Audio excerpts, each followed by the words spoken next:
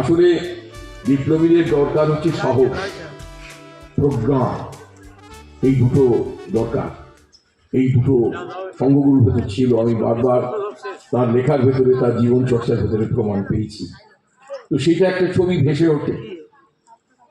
আর একটা ছবি ভাসে 21শে ফেব্রুয়ারির নামে, আমার ভাইয়ের রক্তের আনান 21শে ফেব্রুয়ারি। আমি কি ভুলিতে পারি ছেলেহারা শত মায়ের অশ্রু ঝরানো ফেব্রুয়ারি? আমি কি ভুলিতে পারি?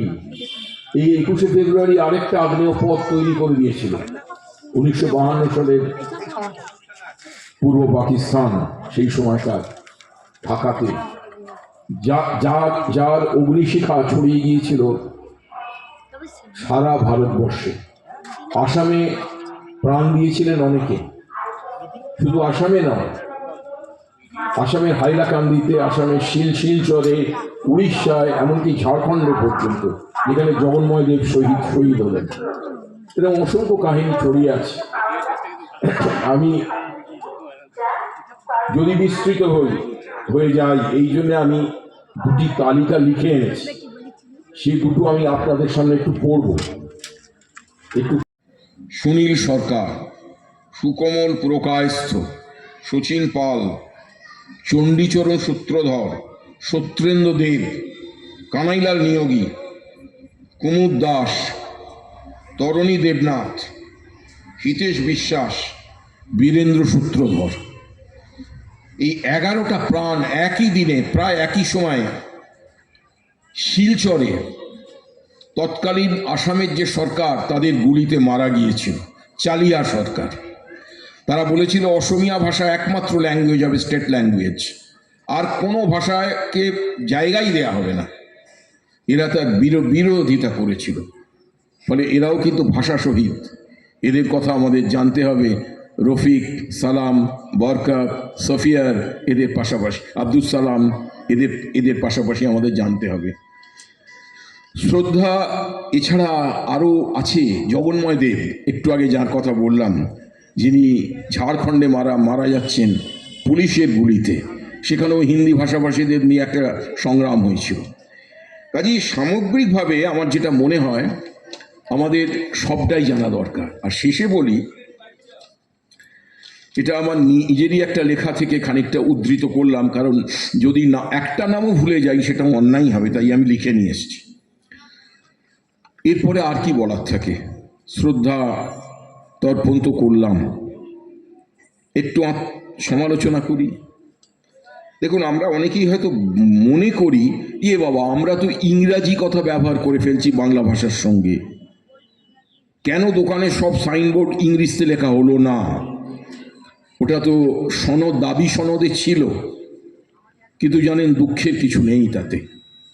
এটা থাকবেই, বাংলা ভাষা এটা ঘটবেই, কারণ বাংলা হচ্ছে ভাষা মা।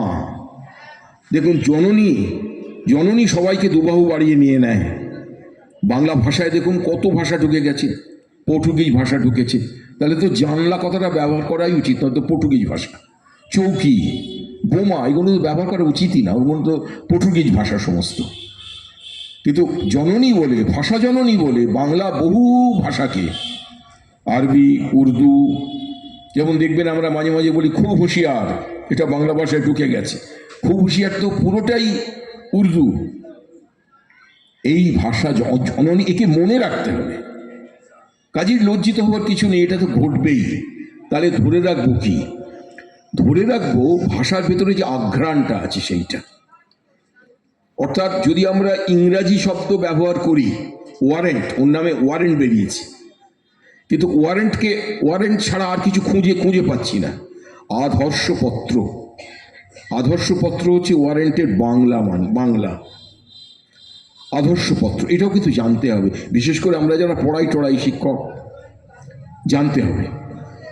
এরকম নানা রকমের কথাবার্তা আছে, যেগুলো আত্মসমালোচনা করতে করতে যখন খুঁজতে চেষ্টা করেছি এর থেকে পরিত্রাণের উপায় কি, তখন এইগুলো এসেছে। আমি এখনও চেষ্টা করি, খুব কঠিন ইংরেজি শব্দ ব্যবহার করে ফেললে তার বাংলা কি হবে ডিকশনারিতে দেখে নিতে চেষ্টা করি। এই বয়সে এসেও, যখন সামনে দেখা যাচ্ছে দিন ক্রমশ কমে আসছে। কিন্তু রামকৃষ্ণদেব বলতেন না, যাবৎ বাঁচি তাবৎ শিখি। ওইটা কিন্তু মনে রাখতে হবে বাংলা ভাষার ক্ষেত্রেও। আর কি, বাঙালি সম্পর্কগুলো, বাঙালি প্রীতি, এই সবগুলোকে কিন্তু ধরে ধরে রাখতে হবে।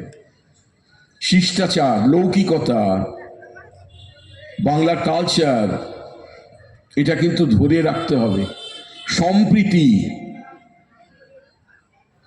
আমাদের ডেপুটি মেয়র খুব ভালো কথা বললেন একটা, যে যতই প্রতিদ্বন্দ্বিতা থাক কিন্তু বন্ধুত্বও রয়েছে। বিবাহের সময় বলছে ভাই আমার বাড়িতে এসো, কিন্তু এই যে মৈত্রী, এটা কিন্তু বাংলায় চিরকাল ছিল। যদি বলেন প্রমাণ করতে পারবেন, পারবো তো, নিশ্চয়ই পারবো, 1000 বছরের ইতিহাস ঘাঁটলেই পাবেন। এইটাও কিন্তু বড় হৃদয়ের পরিচয় একটা বাঙালির, রাখতে হবে। তাহলে কি অন্য অন্য প্রভিন্সের লোকেদের মধ্যে এটা নেই? আছে তো, কিন্তু আমি তো আমার বাংলাকে আগে মনে রাখবো। আর ছাত্রছাত্রীদের সম্পর্কে আমি বলি, আপনাদের বলছি না কারণ আপনারা এগুলো জানেন। সেটা হচ্ছে যে আমরা 21শে ফেব্রুয়ারিকে ভাষা দিবস বলছি তো, অ্যাজিভ যেন অনেকে শুনলে মনে করবেন এটা বাংলা ভাষা দিবস, বাংলা ভাষার ডাকে প্রাণ দিয়েছিল মানুষ, সুতরাং এটা একমাত্র বাঙালিত্বই এর প্রতীক, কিন্তু তা নয়। আপনারা খেয়াল করেছেন নিশ্চয়ই, মেয়র সাহেব যখন বক্তব্য রাখছিলেন এখানে, উনি একটা কথা বারবার বলছিলেন, রাষ্ট্রসংঘ রাষ্ট্রসংঘ। উনি বারবার বলছিলেন বিশ্ব বিশ্ব রাষ্ট্রসংঘ।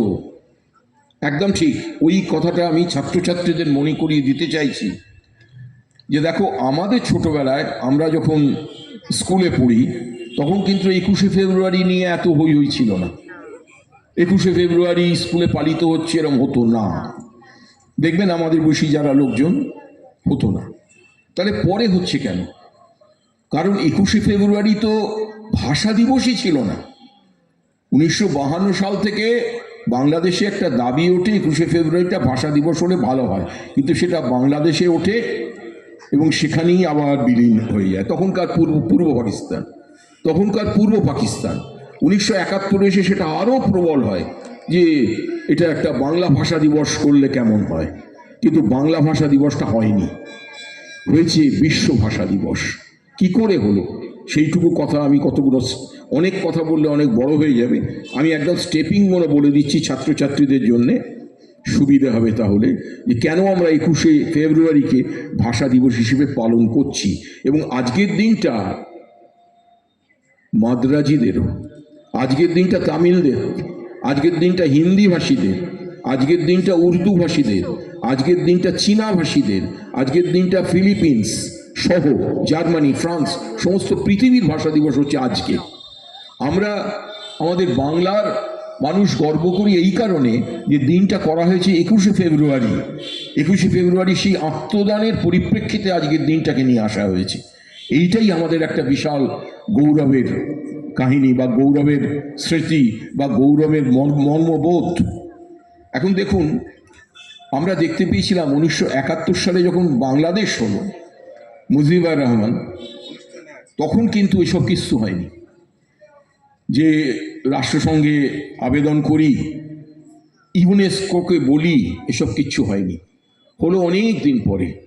আমরা দেখছি যে 1998 সালের 9ই জানুয়ারি প্রথম বাংলাদেশে, তাও বাংলাদেশে হয়নি, ওটা কানাডায় ভ্যাঙ্কুভার বলে একটা জায়গা আছে, সেই ভ্যাঙ্কুভারে বসবাসকারী একজন ইঞ্জিনিয়ার, তার নাম ছিল আব্দুল সালাম, আর তার বন্ধু রফিকুল ইসলাম, এরা 1998 সালে 9ই জানুয়ারি রাষ্ট্রসংঘের প্রেসিডেন্ট কফি আন্নানকে চিঠি দিচ্ছেন, একটা চিঠি লিখে, যে আপনি একটু ভেবে দেখুন একটা বিশ্ব ভাষা দিবস করা যায় কিনা, কারণ তখন সারা বিশ্বে কোনো বিশ্ব ভাষা দিবসও নেই।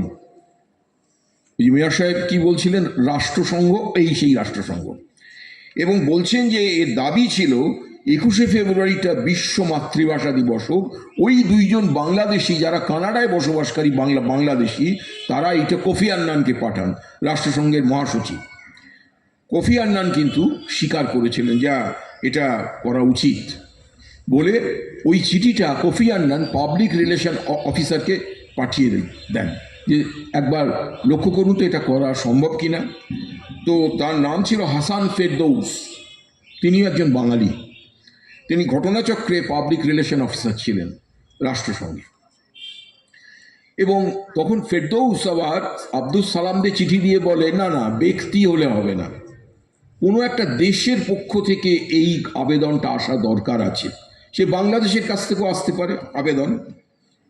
ওরা তো গেল দমে আব্দুল সালামরা, যে তখন তারা বাংলাদেশকে বলল যে ঠিক আছে, বাংলাদেশ সরকারকে জানালো, কিন্তু বাংলাদেশ সরকার এটা নিয়ে মাথা ঘামায়নি, টালবাহানা করেছিল। এইসব ইতিহাসও জানানো উচিত, বলা উচিত।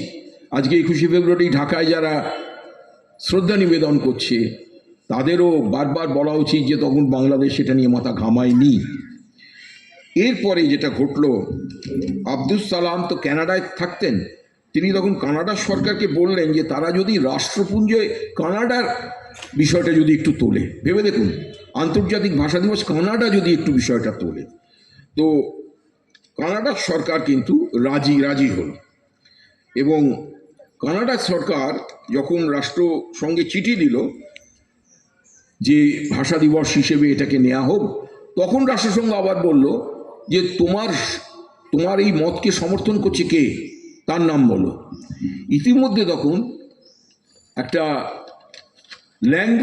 মাদার ল্যাঙ্গুয়েজ লাভার্স ইউনিয়ন বলে একটা ইউনিয়ন গড়ে তুলেছিলেন এই আব্দুল সালামরা, এবং এর সমস্ত সদস্য, মানে অন্তত 10টা দেশের এর সদস্য হয়েছিল।